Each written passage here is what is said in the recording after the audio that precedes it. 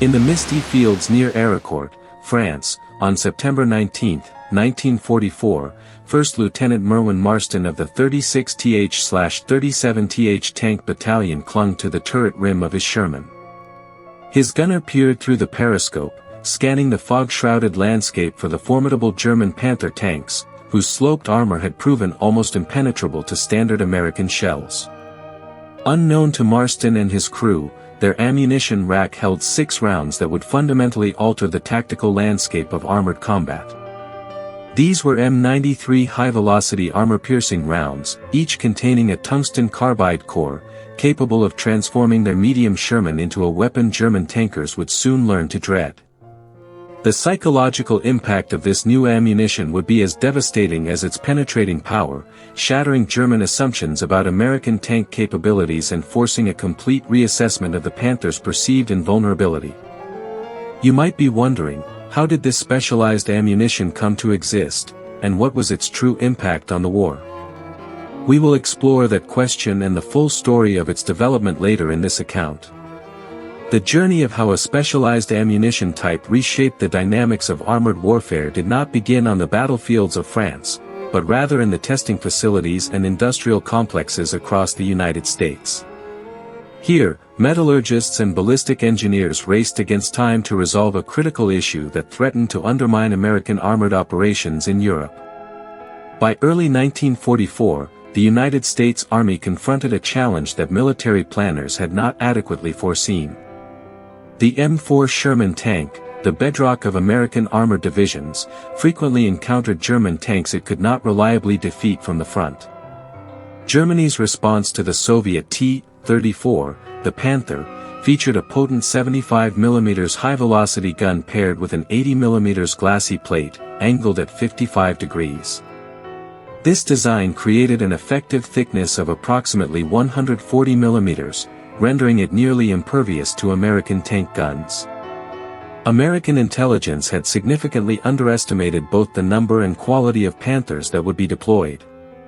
By June 1944, when Allied forces landed in Normandy, Panthers constituted 38% of German tanks in the theater, not the handful that had been predicted, but hundreds of these advanced medium tanks, often manned by inexperienced soldiers yet protected by armor that conventional American tank guns could not pierce head-on. The 75mm M3 gun, equipping most Shermans in Normandy, could not penetrate a Panther's frontal armor at any range. Its rounds would simply deflect off the sloped glacis plate, leaving the Sherman crew exposed to return fire from the Panther's formidable gun, which could destroy a Sherman from over 2,000 meters. Even the enhanced 76mm M1 gun, which began reaching units in July 1944, struggled against Panther armor. Utilizing standard M62 armor-piercing capped rounds, the 76mm could penetrate 109mm of armor at 1,000 meters at 0 degrees obliquity. While this proved sufficient against the Panzer IV and many German assault guns, the Panther's sloped frontal armor remained largely immune. The 76mm could penetrate the Panther's gun mantlet, but only at extremely close range, typically under 100 meters, a distance at which the Panther's superior firepower made engagement suicidal. The core issue wasn't the gun itself, but the ammunition it fired. The deployment of the 76mm gun itself had been a narrative of bureaucratic indecision and belated acknowledgement. The initial M4 Shermans fitted with the 76mm M1 gun rolled off production lines in January 1944. These M4A1, 76s arrived in Britain by April 10, 1944, with 130 tanks delivered in preparation for the Normandy invasion. Yet, despite their availability, American commanders initially declined to deploy these improved tanks on D-Day. The reasons were multifaceted. Crews lacked sufficient training time on the new weapon system, logistical concerns regarding maintaining 2 different ammunition types complicated supply planning, and most critically, commanders believed the 75mm gun would be adequate for the anticipated opposition. This proved to be a catastrophic miscalculation. By early July 1944, field reports from Normandy painted a bleak picture. On July 2, complaints about the 75mm gun's ineffectiveness against German armor reached General Dwight Eisenhower. His reaction, documented in various historical accounts, captured the command-level frustration. "You mean our 76 won't knock these Panthers out? Why, I thought it was going to be the wonder gun of the war." The complete quote, as recorded by witnesses, continued with stronger language, expressing his anger that ordnance had assured him the 76mm would handle anything the Germans had. A board convened on July 12, 1944, officially confirmed what tank crews already knew from bitter experience: standard American weapons could not defeat Panthers frontally. General Omar Bradley immediately ordered the 76mm Shermans rushed from Britain to the front. On July 25, 1944, during Operation Cobra, 102 M4A1, 76 tanks made their combat debut. The initial engagement reports were sobering. While the 76mm offered an improvement over the 75mm, it still struggled against Panther frontal armor at typical combat ranges. Sherman crews quickly learned they needed to maneuver for flank shots or target the Panther's gun mantlet at close range, neither option being tactically desirable when facing a tank that could destroy them from 2,000 meters away. The solution resided in metallurgy and physics. By July 1944, American ordnance engineers had developed the T4 round, later standardized as the M93 HVAP High-Velocity Armor-Piercing. This ammunition represented a fundamental departure from conventional armor-piercing design. The projectile consisted of a tungsten carbide core, one of the hardest available materials, encased in a lightweight aluminum body and a ballistic windshield. This design concentrated the projectile's kinetic energy into a smaller, denser penetrator while reducing overall weight. The result was dramatic. The M93 round achieved a muzzle velocity of 1,036 meters per second, compared to 792 meters per second for the standard M62 round. This 244 meters per second velocity increase directly translated into greater penetrating power. At 1,000 yards, approximately 914 meters, the HVAP round could penetrate 160 millimeters of armor at 10 degrees obliquity, according to official War Department testing data. Against the Panther's gun mantlet, with its curved 100mm thick cast steel on early OSF. D and a variance, later increased to 120mm on the OSF. G, this meant reliable penetration at ranges up to 1,000 meters, instead of point-blank distance. The mantlet suddenly became a viable target for Sherman crews, who had previously been forced to attempt desperate flank attacks or retreat. Yet, the development of HVAP represented only half the solution. Production was an entirely different challenge. The T4 round depended on tungsten carbide, a strategic material imported primarily from China, which produced 36% of the global tungsten supply before the war.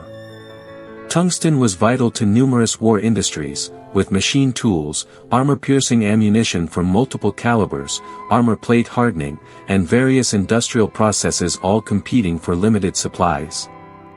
American tungsten demand for HVAP ammunition alone consumed hundreds of metric tons annually.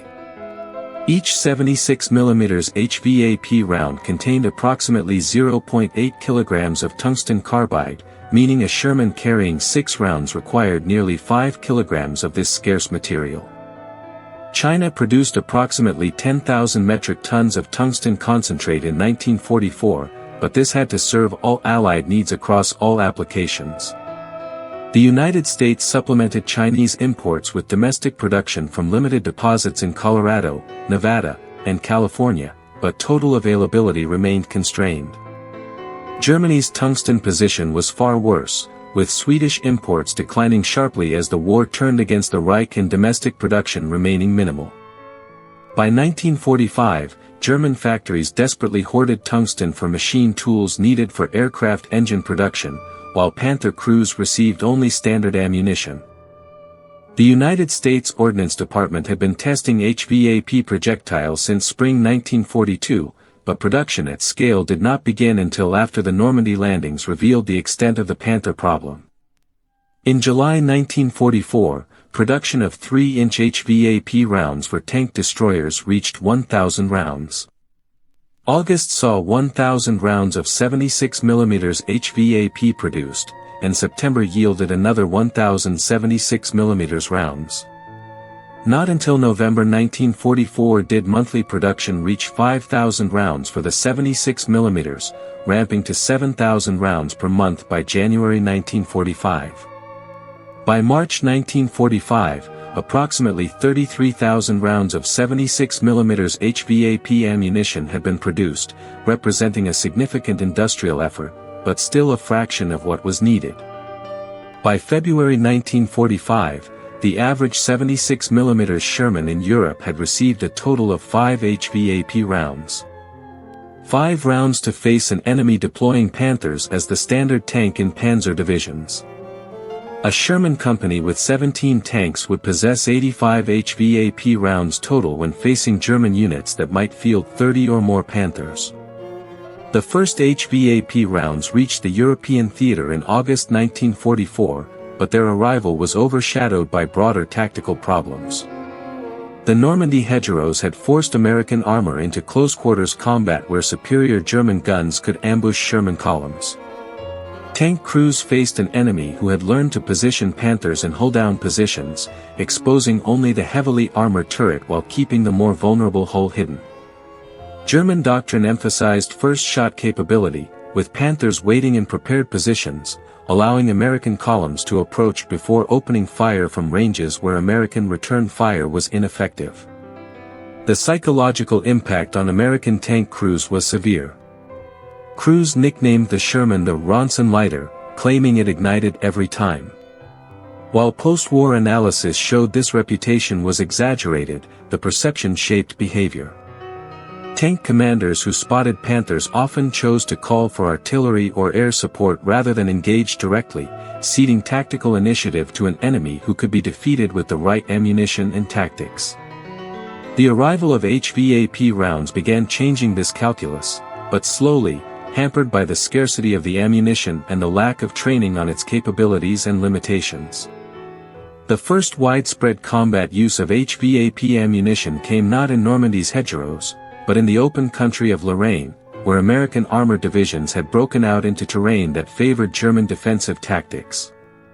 September 1944 found Lieutenant General George Patton's Third Army deep in France, racing toward the German border, with logistics stretched to breaking point. The 4th Armored Division, one of the most effective American armored formations, had advanced aggressively, seizing a bridgehead over the Moselle River near Arracourt. German High Command recognized the threat. If Patton's armor reached the Rhine and crossed into Germany proper, the industrial heart of the Reich would be exposed. General Otto von Manschuffel's 5th Panzer Army received orders to counterattack, destroy the American bridgehead, and push back Patton's advance.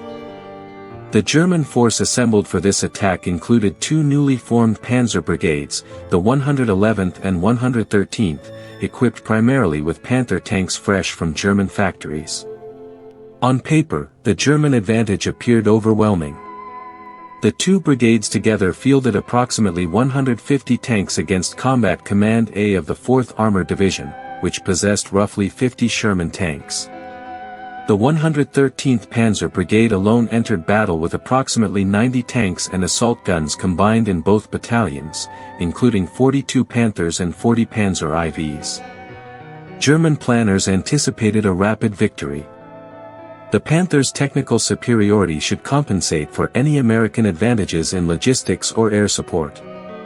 They were fundamentally mistaken. The Battle of Arracourt, fought over 11 days from September 18 to 29, would become the largest tank engagement fought by American forces until the Battle of the Bulge. More importantly, it would demonstrate that American tank crews, properly trained and equipped, could defeat technically superior German armor through superior tactics, combined arms coordination, and judicious use of high-velocity armor-piercing ammunition. The morning of September 19 began with thick fog blanketing the rolling terrain around Arracourt. German reconnaissance was limited. The Panzer brigades, lacking proper scouting units, advanced blindly into terrain held by American forces who knew the ground and had established defensive positions. At approximately 8 a.m., elements of the 113th Panzer Brigade penetrated American outposts east and south of Arracourt. The German tanks, factory-new Panthers with inexperienced crews, moved forward in column formation, a tactical error that veteran American tankers immediately exploited. Captain Kenneth R. Lamison C. Company, 37th Tank Battalion, held positions along key approaches to Arracourt. His Sherman crews had been briefed on the HVAP rounds in their ammunition racks, 6 rounds per tank. Use them wisely, the briefing had emphasized, against Panther turrets or mantlets at ranges where the velocity remained sufficient for penetration. The fog that hindered German reconnaissance now worked in favor of American defenders. A section of Lamison's Shermans occupied positions south of the village when the first Panther materialized from the mist, barely 75 meters away. At this range, the Panther's superior long-range gunnery meant nothing. The American gunner fired instantly, the HVAP round traveling at over 1,000 meters per second. It struck the Panther's gun mantlet. The tungsten carbide core punched through the curved cast steel and detonated the ammunition stored directly beneath the gun. The Panther exploded, its turret lifting slightly from the force of the secondary detonation. 2 more Panthers emerged from the fog in quick succession. Both were destroyed within seconds, their crews having no time to effectively return fire in the limited visibility. The remaining German tanks turned away, crews shocked by the sudden loss of 3 Panzers to what they had been told were inferior American tanks. Throughout the morning of September 19, similar engagements erupted across the Arracourt sector. American tanks, using the fog as concealment, engaged Panthers at ranges where HVAP rounds were most effective. The German tactical deployment proved disastrous. Advancing in column without proper reconnaissance, Panther crews repeatedly exposed their thinner side armor to American flanking fire. Near Arracourt's command post, a platoon of M18 Hellcat tank destroyers, also equipped with 76mm guns and HVAP ammunition, engaged German armor at close range. The fast-moving tank destroyers proved devastatingly effective in the close-range, fog-shrouded combat. By noon, as the fog lifted, American forward artillery observers could coordinate fire with defending tank companies. P-47 Thunderbolt fighter bombers of the 405th Fighter Group arrived overhead, diving through gaps in the clouds to strike German armor with rockets and machine guns. The combination of American advantages became clear. While the Panther possessed superior armor and firepower as an individual weapon system, American forces employed combined arms tactics as standard doctrine. German tanks advanced without adequate artillery support, without air cover, without infantry to clear American defensive positions. American forces coordinated armor with artillery, air power, infantry, and tank destroyers in an integrated system that overwhelmed German technical advantages. As Panthers encountered these prepared defenses, they were destroyed piecemeal despite their superior capabilities. The HVAP ammunition did not make Sherman tanks equal to Panthers in technical specifications. But warfare is not conducted according to technical specifications alone. Tanks are destroyed by crews who exploit vulnerabilities under combat conditions. The Panther's gun mantlet, necessary to allow the 75mm gun to elevate and traverse, created a weak point. The junction between turret and hull, the side armor, the engine deck, all represented targets that HVAP-equipped Shermans could now engage successfully at combat ranges that previously had been suicidal. More devastating to German morale was the psychological impact of discovering their armor was no longer invulnerable. Panther crews had been trained to believe their tanks could not be penetrated frontally by American fire. Intelligence briefings emphasized the Shermans' inadequate firepower. Crews were told that as long as they kept the front toward the enemy, they were safe. The first Panther commanders to watch Sherman rounds punch through their mantlets and detonate ready ammunition learned otherwise. Survivors of such encounters carried that knowledge back to their units, spreading awareness that American tanks now possessed ammunition capable of defeating Panthers. By the afternoon of September 19, German tank commanders were reporting to headquarters that American Shermans possessed new, more powerful ammunition. The reports were confused and contradictory. Some claimed the Americans had secretly deployed tank destroyers with 90mm guns. Others suggested the British had provided 17-pounder Firefly tanks to American units. The truth, that American industry had developed specialized ammunition that partially negated the Panther's armor advantage, was more troubling to German planners than any of these theories. It meant that American industrial capacity could respond to tactical problems faster than German industry could counter them. The fighting continued through September 22, when the major German offensive efforts finally stalled. American forces had destroyed or disabled approximately 86 German tanks and assault guns. American losses stood at 25 Sherman tanks and 7 tank destroyers. The kill ratio heavily favored the Americans, despite their technical disadvantage in individual tank performance. The Battle of Arracourt represented not just a tactical victory, but a psychological watershed. American tank crews learned that they could defeat Panthers without waiting for specialized tank destroyers or overwhelming air support. German crews lost the psychological security of believing in absolute frontal invulnerability. The German perspective on Arracourt was one of confusion and bitter recrimination. The 113th Panzer Brigade, which had entered battle with approximately 90 tanks and assault guns, could muster fewer than 20 operational vehicles by September 29. German after-action reports struggled to explain the defeat. The technical superiority of the Panther was undeniable on paper. How had inexperienced crews in newly produced tanks been defeated so comprehensively? The answers lay partly in training and experience. The Panzer Brigade crews had minimal training, often arriving at the front with only weeks of instruction.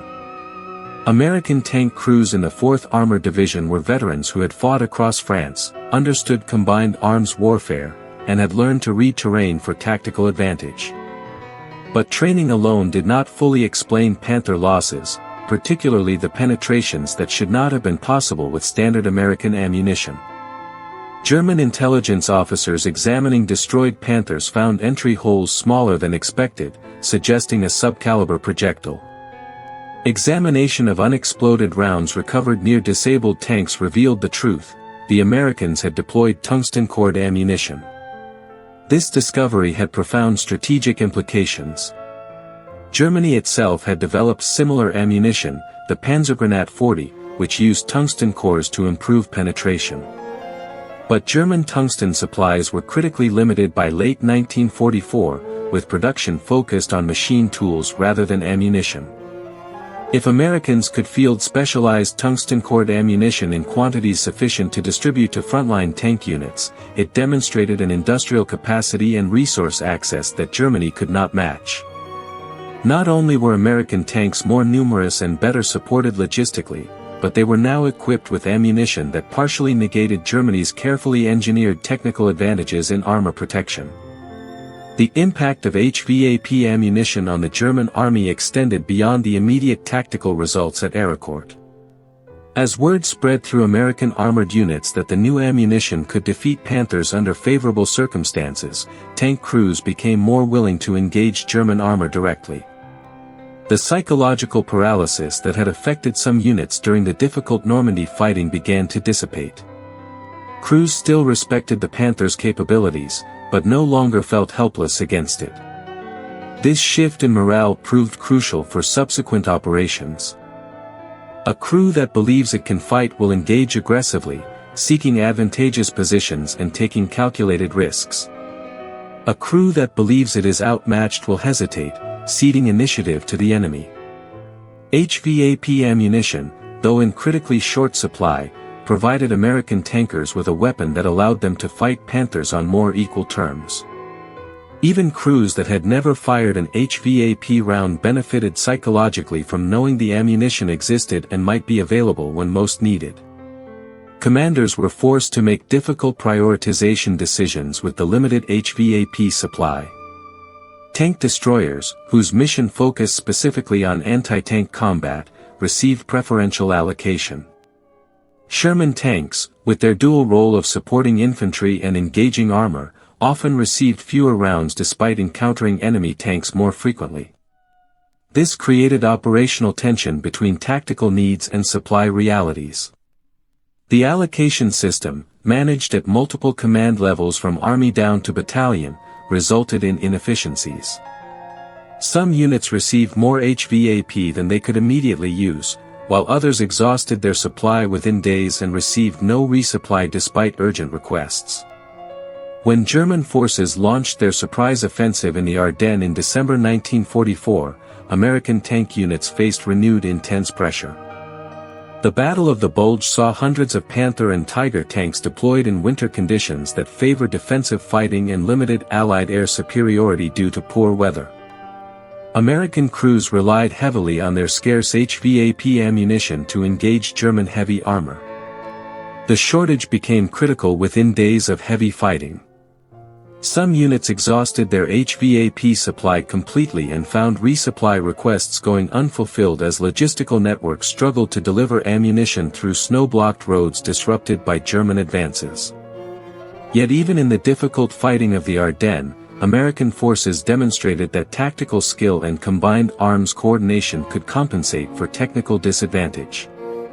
Sherman crews coordinated closely with infantry, using bazooka teams to disable Panthers from close range while Shermans provided covering fire. Artillery forward observers called in time-on-target missions that damaged operations, disabled tracks, and killed exposed crew members even when shells could not penetrate armor. Air support, when weather finally permitted in late December and January, proved devastatingly effective against German armor concentrated on approach roads. The Battle of the Bulge ended with German armored forces shattered, having lost hundreds of irreplaceable tanks and experienced crews in an offensive that failed to reach its objectives. By early 1945, the strategic picture had shifted decisively and irreversibly in Allied favor.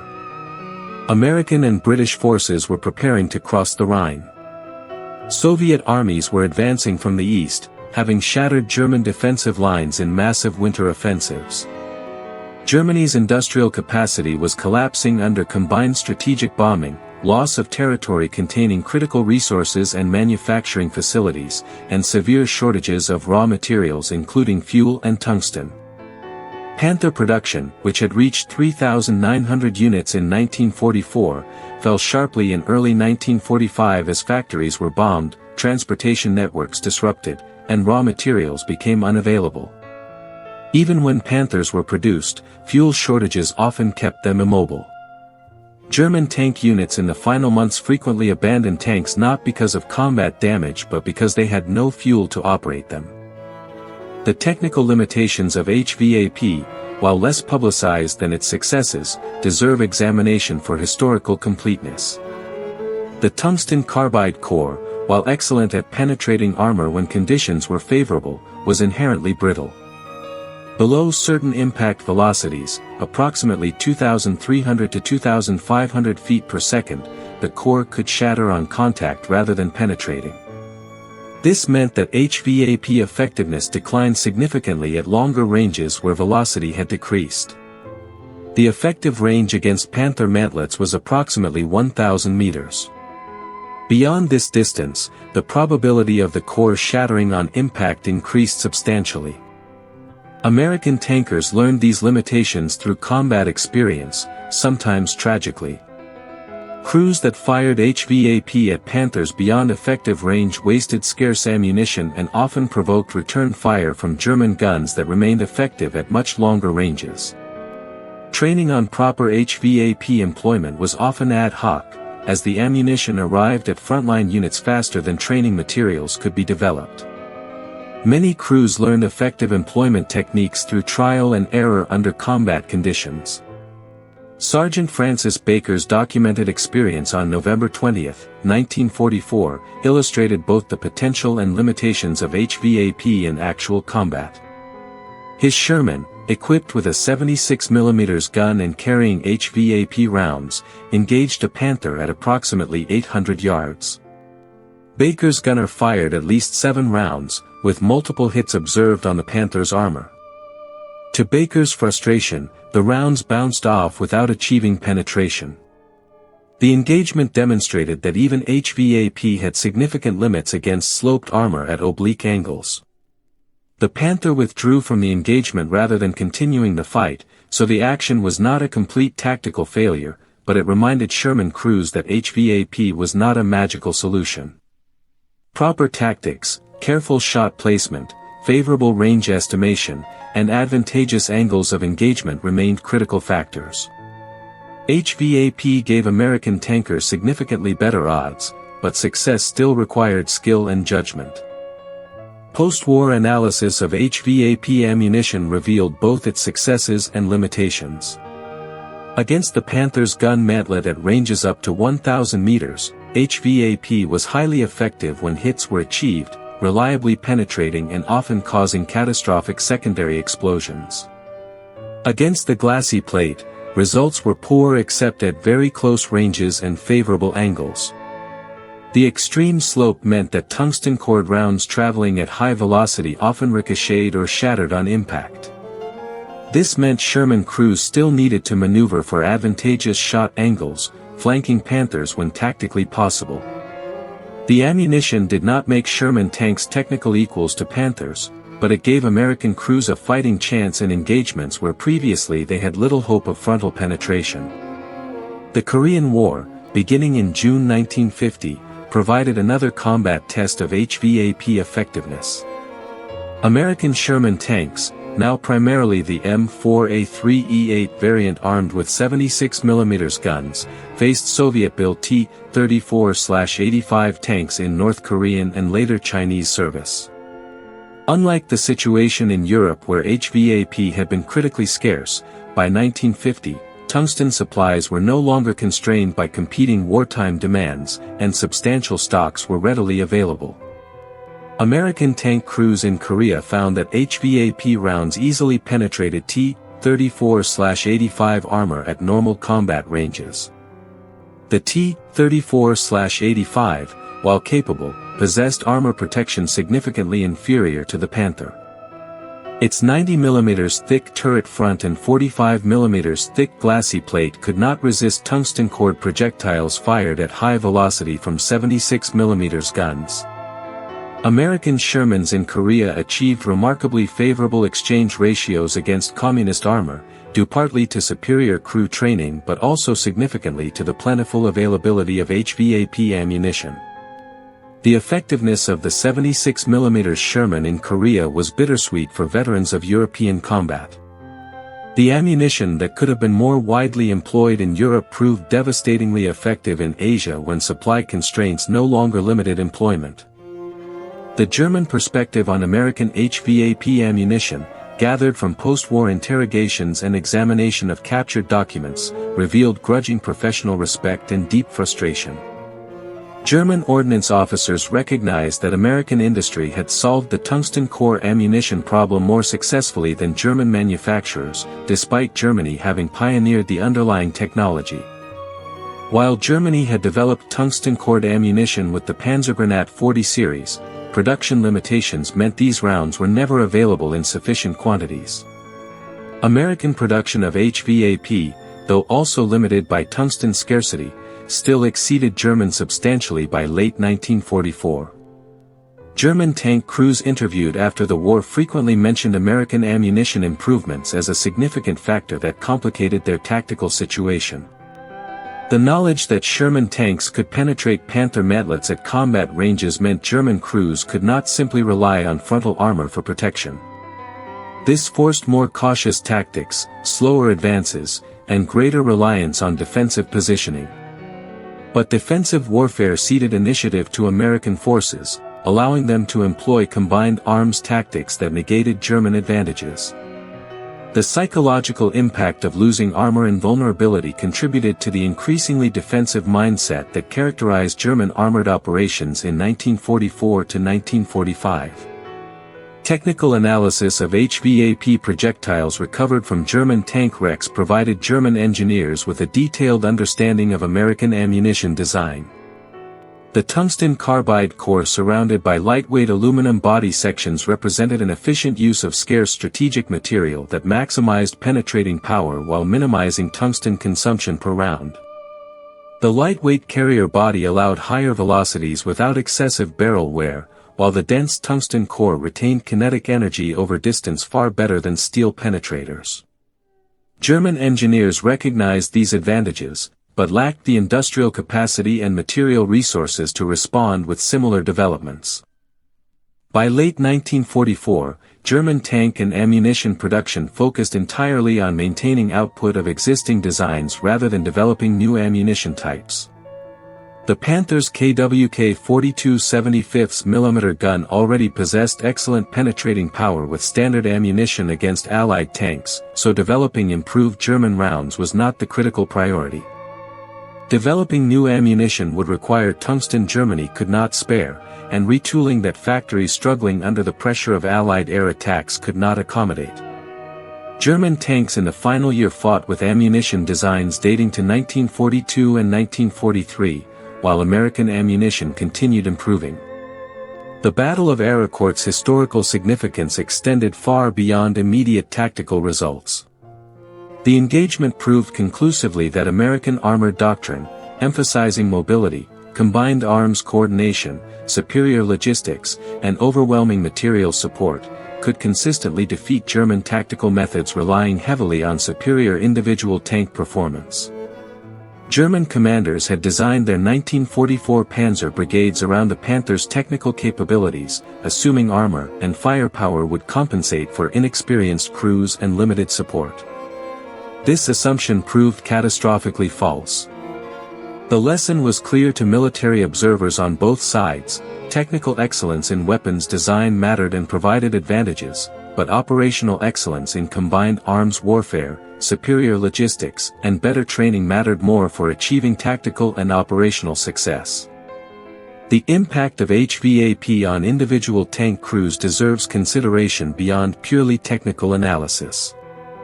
For American tankers who had faced Panthers with only standard ammunition during difficult Normandy fighting, the arrival of HVAP represented tangible hope. The ammunition did not eliminate the Panther threat, but provided a tool that offered reasonable chances of achieving penetration under favorable circumstances. This psychological boost contributed to improved performance and more aggressive tactics. For German tankers, the knowledge that American tanks now posed a credible frontal threat fundamentally altered tactical calculations. Otto Carius, a highly decorated German tank ace who commanded Tiger tanks and survived the war, wrote extensively in his post-war memoirs about the psychological impact of facing enemies who could penetrate his armor. The sense of invulnerability that thick armor provided was crucial to crew morale and aggressive tactics. When that sense eroded, crew performance suffered measurably. Panther crews facing HVAP-equipped Shermans experienced this erosion of confidence. The mantlet became a known vulnerability that competent American crews could exploit. This knowledge made Panther crews demonstrably more cautious, slower to engage, and generally less willing to take tactical risks. The strategic implications of HVAP development extend to broader questions about technological competition in modern warfare and the crucial importance of industrial capacity. Both American and German research establishments possessed competent engineers and sophisticated understanding of ballistics and armor penetration. Both recognized the value of tungsten core ammunition early in the war, and both developed functional designs. The critical difference came down to industrial capacity and resource availability, rather than scientific knowledge. American industry could produce HVAP in quantities sufficient to influence battlefield outcomes meaningfully, though never enough to fully equip all units. German industry could barely produce enough to conduct testing. This pattern repeated across numerous weapon systems throughout the war. Germany developed sophisticated and often technically superior weapons, but could not produce them in quantities that affected strategic development. American industrial capacity produced less sophisticated but highly effective equipment in overwhelming numbers. The M4 Sherman was objectively not the best tank of World War II by most technical measures, but American factories produced approximately 49,324 of them, compared to approximately 6,132 Panthers. This 8-to-1 production ratio, combined with ammunition improvements like HVAP that reduced the technical gap, proved strategically decisive. The post-war careers of veterans who fought at Arracourt reflect the enduring impact of these combat experiences on military thinking. Lieutenant Colonel Creighton Abrams, who commanded the 37th Tank Battalion at Arracourt, rose to become United States Army Chief of Staff and gave his name to the M1 Abrams main battle tank. The lessons Abrams learned about combined arms warfare, the critical importance of crew training, and the necessity of adequate ammunition influenced his entire career and the doctrine he helped develop. The M1 Abrams was deliberately designed with a powerful 120mm smoothbore gun and sophisticated ammunition types, including depleted uranium penetrators that serve functionally the same role HVAP served in World War II. German veterans of Panther units who survived the war and later joined the West German Bundeswehr brought different but equally important lessons. They had personally experienced the limitations of possessing technological superiority without the industrial base and logistics to support it. Bundeswehr armor doctrine during the Cold War emphasized quality and training while explicitly recognizing that West Germany could not match Soviet numerical superiority. But Bundeswehr planners, informed by wartime experience, also emphasized ammunition effectiveness. The Leopard 1 and later Leopard 2 main battle tanks used sophisticated ammunition designs informed by the realization that ammunition technology and crew training mattered as much as armor thickness. Germany's unconditional surrender on May 8, 1945, ended the immediate tactical need for HVAP ammunition against Panthers. American ordnance officers systematically examining destroyed vehicles found clear evidence of HVAP penetrations on some wrecks, confirming the ammunition's effectiveness under favorable conditions while noting its limitations. Panthers hit by HVAP typically showed penetrations through the mantlet or turret face when struck at favorable angles, but rarely through the glacis plate, which remained highly resistant. This pattern validated American tactical doctrine that emphasized flanking maneuvers and creating favorable engagement angles. The comprehensive post-war analysis concluded that while HVAP meaningfully improved Sherman capabilities against heavy German armor, the truly decisive factors remained overwhelming numerical superiority, vastly better logistics, complete air superiority, superior artillery support, and more effective operational doctrine. The transformation of American tank crews from mid-1944 to early 1945 reflected the cumulative impact of combat experience, improved equipment availability, and familiarity with specialized ammunition including HVAP.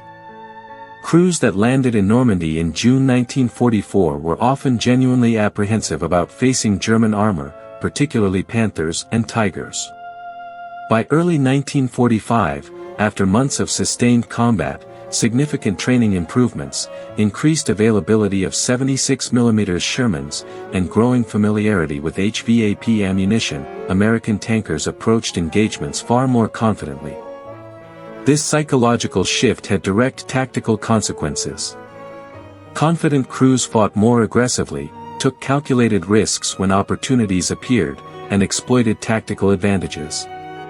While HVAP ammunition alone did not create this transformation, its availability and proven effectiveness contributed meaningfully to improved American armored force morale and tactical performance. The legacy of HVAP development continues to influence modern ammunition design.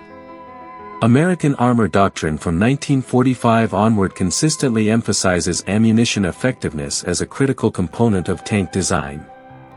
Modern tank ammunition uses depleted uranium or tungsten alloy penetrators, materials chosen for essentially the same density and hardness properties that made tungsten carbide effective in World War II. The underlying principle remains constant: concentrate maximum kinetic energy into a small, extremely dense projectile moving at the highest achievable velocity. The continuity from the 1944 HVAP to present-day armor-piercing, fin-stabilized, discarding sabot ammunition illustrates how foundational lessons from World War II continue directly influencing military technology. Soviet and later Russian tank ammunition development followed remarkably similar paths, independently recognizing that armor-piercing capability depends heavily on projectile material properties and kinetic energy delivery. The global tank ammunition industry had its technological roots in the HVAP experience, where engineers first demonstrated conclusively that specialized ammunition could partially overcome armor protection advantages. September 19, 1944, when First Lieutenant Merwin Marston's Sherman crews first engaged Panthers with HVAP ammunition at Arracourt, marked a genuine turning point in the psychological balance of armored warfare. German crews who had fought confidently behind their armor learned that American tanks could pose a serious frontal threat. American crews who had felt outmatched gained meaningful confidence from knowing they possessed ammunition that could defeat Panthers under favorable circumstances. This shift in tactical psychology, enabled by tungsten-cored ammunition produced in American factories, influenced every subsequent armored engagement of the European War. HVAP ammunition, though never available in desired quantities, provided enough improved capability to transform American tank crews from uncertain defenders into confident attackers, willing to engage German armor directly. The crews who fired those first HVAP rounds in combat, watching tungsten cores punch through armor that had seemed invincible, demonstrated that industrial capacity and material science, applied intelligently to urgent tactical problems, could overcome seemingly insurmountable technical disadvantages. This fundamental lesson, learned at considerable cost on battlefields across Europe, remains directly relevant for military planners facing the technological challenges of modern warfare.